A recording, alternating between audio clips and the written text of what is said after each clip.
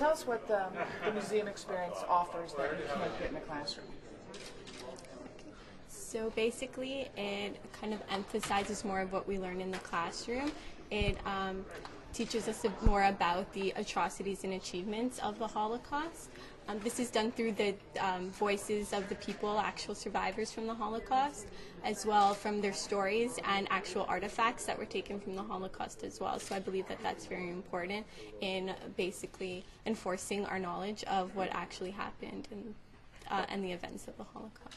Name one thing here that specifically touched you emotionally and how. I think what specifically touched me a lot was the stories of the children and what they had to go through because they're a very young age.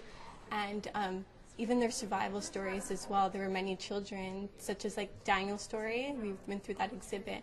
And just the things that they went through, it's very like saddening and also very inspiring. And how, their survival stories were very inspiring. Well, I know for me, I've seen like the camps and everything, like pictures of them, but for a lot of kids, they don't know what they actually look like. And so when you come in right away, you see the brick and the stone and the iron and everything, and it actually gives you that sense like you're walking into the camp and you're actually back in that time. And also the artifacts, you know, you can touch them, like the train, the railroad cart. It was just amazing just to touch them, and you actually feel like you can actually see the people in the truck and their stories and everything. It's just amazing.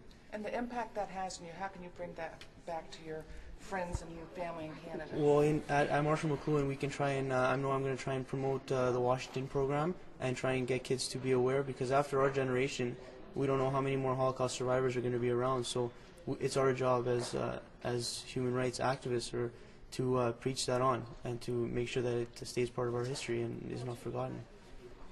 That's great. Do you have anything else you want to say? Sure. Also, the issues of human rights are also evident in cases in my local community, such as bullying and also racism, sexism, and all forms of discrimination. So I believe that what we learned from our trip with the human rights program over here, we could kind of just like work with those people and also try to prevent that from taking place in our community.